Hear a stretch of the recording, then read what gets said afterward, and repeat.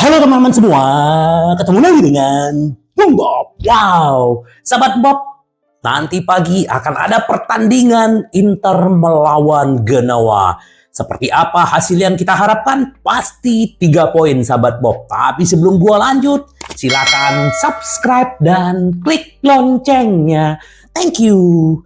Sahabat Bob, Genoa di musim ini luar biasa ya. Kemarin di kandang Sassuolo mereka menang 1-2 dan di kandang sendiri mereka menahan imbang Juventus. Nah, sekarang pasukan Inter, tim Inter sudah ada di Genoa untuk pertandingan nanti pagi, sahabat Bob. Nah, ini Genoa bukan kaleng-kaleng ya, Gilardino ya, nama pelatihnya ya, mantan pemain AC Milan ya kalau nggak salah ya. Nah, ini juga pelatih muda, punya visi yang bagus, strategi yang bagus, dan banyak pemain-pemain muda ada di Genoa ya. Salah satu Retegui, Gudmundsson yang perlu diwaspadai, sahabat Bob.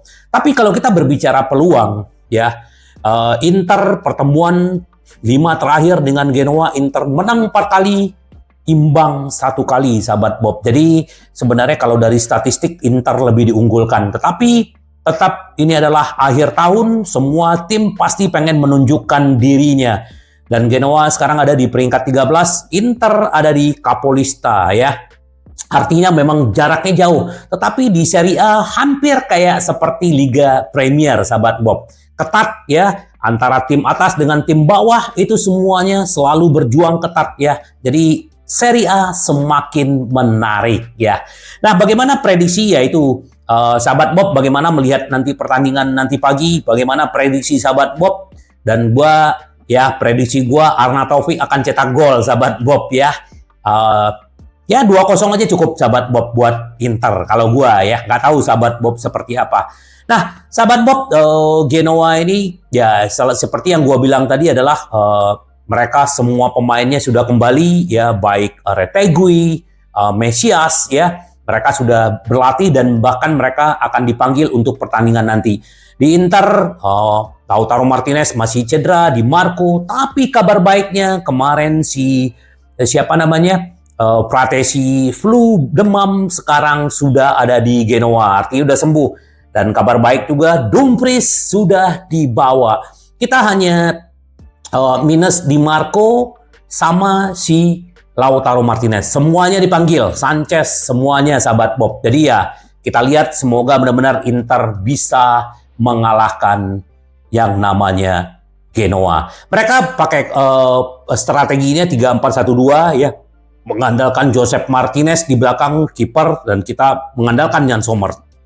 Dan juga nanti kemungkinan Jan Bisek juga yang akan menjadi starter juga untuk back, bukan Pavard. Mungkin Pavard akan masuk di babak kedua, kita akan lihatlah, sahabat Bob. Nah, ternyata di Genoa ini kan juga ada Rusian Malinovsky ya. Ini kalau nggak salah dulu dia bermain di mana ya? Di Atalanta kalau nggak salah ya.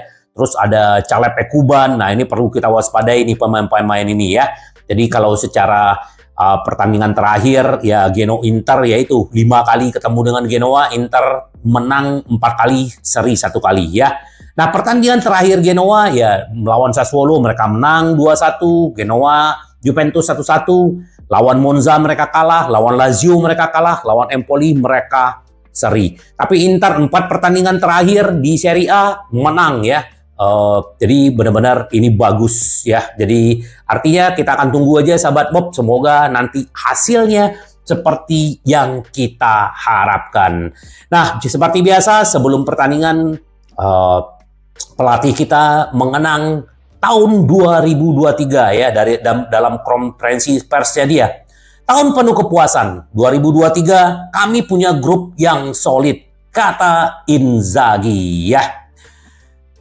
Ini akan menjadi pertandingan yang penuh perjuangan. Genoa sedang menikmati periode yang luar biasa, kata Inzaghi. Mereka punya pemain berkualitas, pelatih matang bekerja dengan baik. Kami harus memainkan pertandingan dengan hati-hati, namun dengan intensitas tinggi. Jelas, prinsip kami akan selalu sama. Genoa memiliki solusi berbeda dan akan dapat mengandalkan pemain yang penting yang kembali dari cedera. Kita lihat bagaimana mereka bermain, tetapi mentalitas bermain kami akan tetap sama, kata Inzaghi. Inzaghi memikirkan solidaritas skuadnya, menegaskan para pemainnya sangat menyayangi satu sama lain. Kami puas dengan hasil kami setelah 17 putaran ini. Kami masih punya 21 pemain tersisa, jadi kami harus mempertahankan jumlah positif kami dalam menyerang dan bertahan. Rahasianya adalah dedikasi besar yang ditunjukkan para pemain. Kami menyaksikan pelukan kolektif yang luar biasa setelah gol Barella. Kita harus melanjutkan jalan ini. Soliditas grup sangat penting, kata Inzaghi. Ya. Mengenang tahun 2023, ini adalah tahun yang penuh kepuasan. Kami memenangkan beberapa trofi dan bermain di final Liga Champion. Jangan lupakan apa yang telah kami capai. Namun demikian, kami mempunyai banyak ambisi dan kami menyambut tahun baru dengan penuh antusias. Kami ingin melangkah jauh bersama fans, kata Inzaghi. Ya, semoga Inzaghi, thank you ya, sudah hampir 3 musim di Inter, memberikan sesuatu yang tidak ada selama ini kalau menurut gua ya. Jadi ini luar biasa, bermain bagus ya, terus juga para pemain solid dan kompak. Ini adalah salah satu kehebatan Inzaghi, leadership-nya luar biasa. Ini sedikit kalau kita berbicara, ya biasalah ini mantan pelatih kakak tiri kita ya, Sachi ya. Sachi puji bintang Inter Milan, pemain lengkap, salah satu dari 3 terbaik dalam perannya mengikuti Andre Pirlo. Dia berbicara tentang Hakan ya. Hakan melakukan dengan sangat baik dan terpenting dia melakukan banyak hal. Anda melihat di seluruh lapangan dia bekerja keras dan membuat rekan satu timnya berlari, ujar Sachi. Apakah Milan melakukan kesalahan membiarkan pergi? Kalau dipikir-pikir orang akan mengatakan ya. Namun kejadian ini sering terjadi dalam sepak bola. Benar ya. Bagaimana dulu Andre Pirlo melangkah pindah dari Inter ke Milan, dia sukses di sana, pindah ke Juventus sukses. Jadi itu biasa ya. Artinya pindah-pindah pemain itu udah biasa. Jadi tidak perlu jadi baper. Saya misalnya menawarkan kesempatan untuk mengontrak Andre Pirlo, kemudian dia menjadi pemain hebat. Di Milan, Hakan sudah menunjukkan bahwa dia bagus. Namun dia adalah seorang gelandang serang. Sekarang dia menarik tali di tengah taman, kata dia. Mantan pelatih Milan ini pun menggambarkan gelandang nerazzurri. Hakan adalah pemain lengkap. Dia bisa mencakup semua peran lini tengah. Dia bergerak dengan sangat cerdas dan membuat rekan satu timnya bergerak dengan mendikte. Dia tahu kapan harus memberikan umpan pendek, kapan harus memberikan bola-bola panjang, dan berganti fungsi. Ia membuktikan kapasitasnya. Dia tahu kapan harus memainkannya dan memahami kualitas serta kemampuan rekan satu tim. Dia membuat dirinya tersedia. Hakan baru lahir. Harus kita akui bahwa Barella dan Mkhitaryan memberikan dukungan yang besar kepada Hakan back sayap, terutama di Marco. Tetapi seperti Pirlo, Hakan menunjukkan kepribadian yang luar biasa. Dia adalah titik tumpu di tim Inter, di tempat segalanya berputar. Terakhir Sachi mengatakan Hakan adalah salah satu dari 3 pemain terbaik di posisinya di seluruh Eropa. Hakan termasuk di antara 3 pemain teratas di Eropa dalam perannya. Wah, tumben nih memuji Inter, memuji Hakan. Biasanya ngebawelin terus ya. Thank you Sachi ya. Kita juga berbicara Hakan ya, karena si Sachi menyinggung Hakan ya, kita juga bicara Hakan sedikit ya. Sahabat Bob ya, Hakan ini luar biasa ya. Ternyata dia memang cinta banget sama Inter, atau memang dia memang tetap harus bermain di Eropa. Dia telah menolak tawaran menguntungkan Al Hilal untuk tetap di Inter. Statistik menunjukkan dia adalah salah satu gelandang terbaik di Eropa. Sumber tersebut mengklaim ya, Al Hilal telah menawari mantan pemain Bayer Leverkusen kontrak berdurasi 4 tahun dengan gaji senilai 18 juta per musim untuk bergabung dengan Neymar, SMS ya. Meski demikian, Hakan menolak tawaran tersebut, memilih bertahan bersama Inter dan membuktikan dirinya sebagai salah satu gelandang terbaik di Eropa. Hakan pasti berhasil dalam misinya seperti yang dibuktikan oleh angka-angka ya. Interista sedang berada di puncak dalam gol. Dia juga setara dengan legenda Real Madrid, Modric, dan Barcelona, Ilkay Gundogan. Soal sukses umpan, Hakan mempunyai presentasi 92,3%, berada di urutan kedua di bawah Rodri ya. Hakan juga unggul dalam beberapa tackle duel yang dimenangkan. Terakhirnya merebut penguasaan bola sebesar 98 kali musim ini sehingga hanya tertinggal sedikit dari Rodri 101 dan Gundogan 100. Jadi ini luar biasa. Jadi gelandang 3 terbaik di Eropa. Ini luar biasa dan thank you ya kesetiaan Hakan. Semoga terus di Inter, apalagi dia juga sudah baru perpanjang kontrak di Inter ya. Nah, kalau kita berbicara pemilik Inter, Suning rancang rencana untuk membiayai kembali, tapi calon pembeli sudah menghubungi Oktri. Ini yang lagi dikerjakan Suning, Steven Zhang ya, apalagi ini hanya tinggal menunggu 5 bulan lagi ya. 5 bulan lagi Inter harus bayar utang, terus bagaimana caranya, sementara pembeli Inter sudah menghubungi Oktri. Nah, ini yang nggak mungkin juga si Zhang sama Suning akan melakukan kesalahan. Dia akan berikan ke Oktri, pasti mereka bagaimana cara membiayakan kembali. Makanya si Steven Zhang ini kan lagi sibuk ya. Jadi kemungkinan dia tetap akan berhubungan dengan Goldman Sachs ya. Ini yang lagi mencarikan untuk pembiayaan kembali. Jadi kita tunggu aja sahabat Bob. Semoga Inter bisa mendapatkan jalan keluarnya. Nah, kemarin Inter mengincar Jalo ya. Ternyata Jalo udah sepakat dengan Inter, tetapi Juve ingin menikung Inter untuk mendatangkan Jalo ya.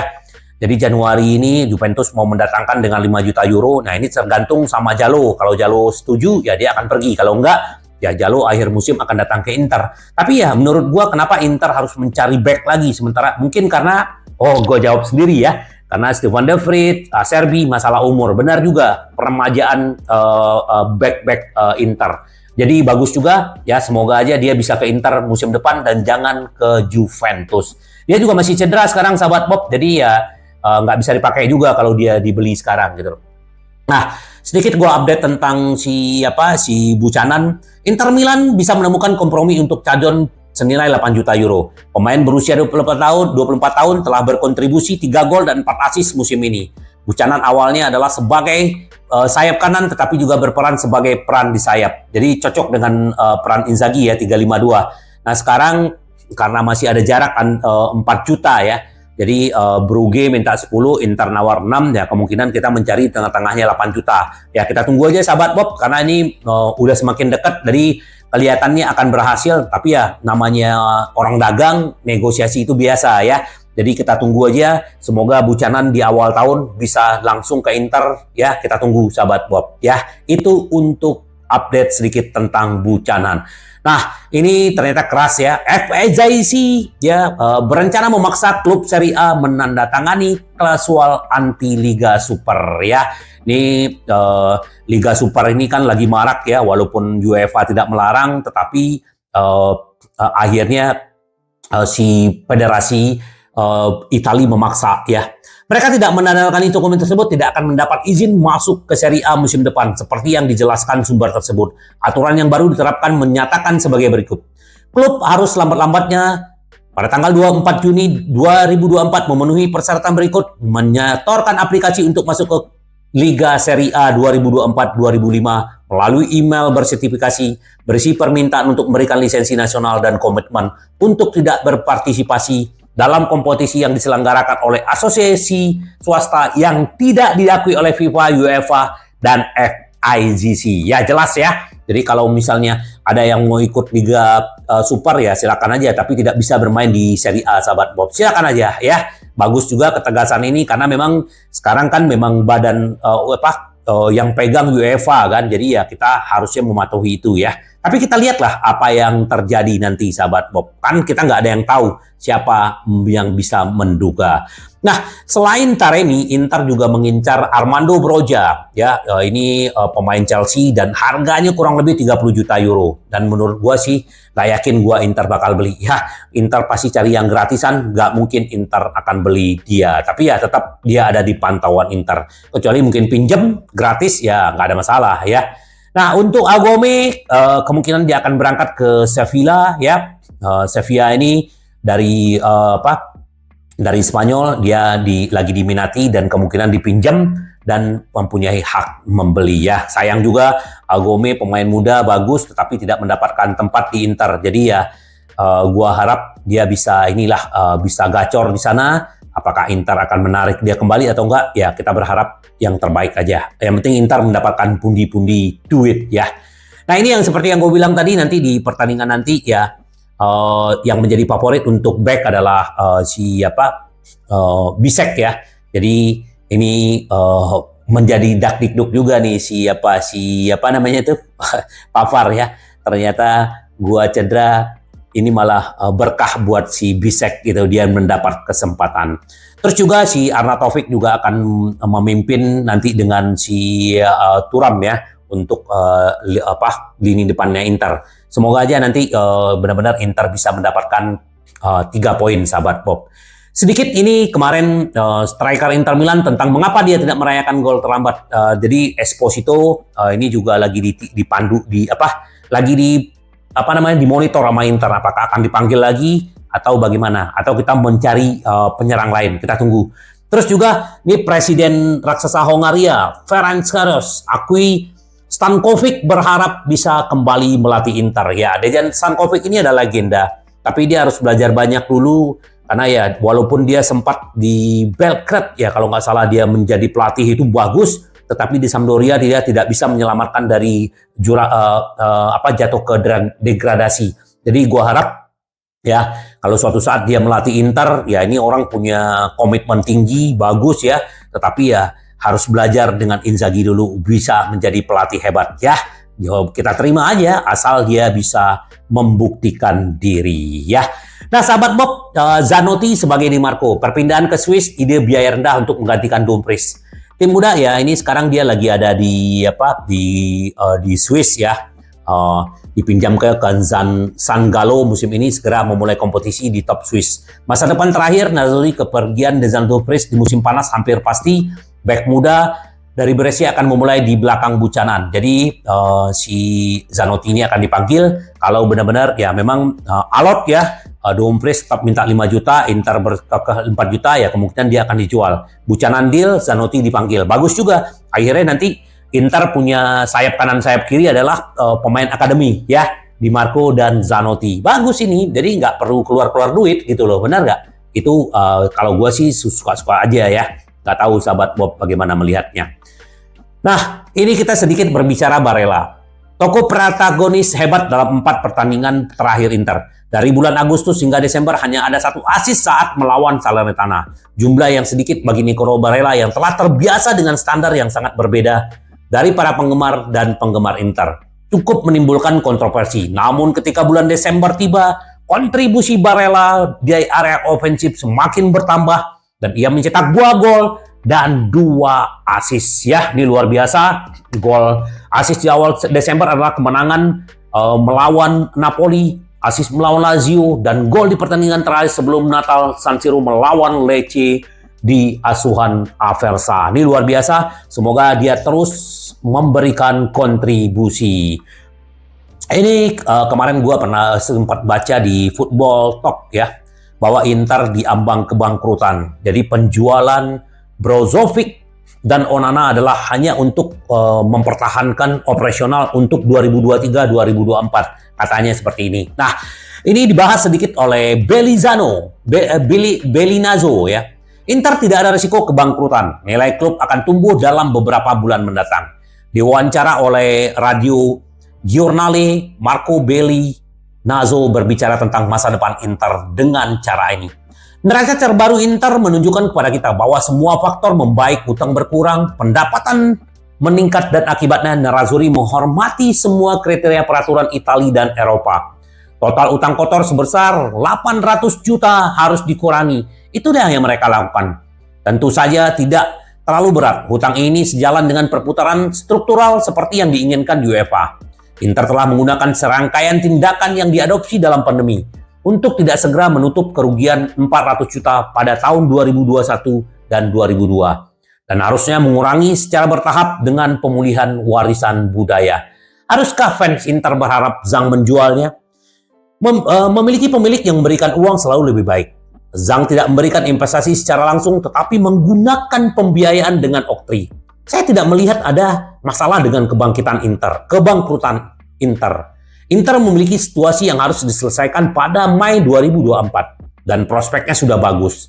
berubah pada saat mereka lolos ke Piala Dunia antar klub. Perubahan format acara baru dan persetujuan di depan stadion juga meningkatkan prospek. Tidak masuk akal jika Zhang kehilangan Inter untuk 250 juta karena nilai dapat meningkat dalam beberapa bulan mendatang. Ya ini, kita aja kalau kita punya bisnis juga pasti nggak mau kan. Jadi pastilah mereka mikirkan. Kita berharap semoga yang terbaik buat Inter dan para pemain juga tidak terpengaruh dengan dan kita udah melihat Inter fokus, pemain fokus, manajemen fokus, pelatih juga fokus. Artinya itu semoga Suning dan Zhang mendapatkan jalan keluar. Yang penting adalah nanti pagi sahabat Bob, Inter mendapatkan 3 poin, juara paruh musim, dan 2024 terus melaju sampai bintang kedua. Karena Inter kita selalu ingin menang, menang, menang. Sampai ketemu lagi dengan Bung Bob. Bye-bye. Ci vediamo. Yes.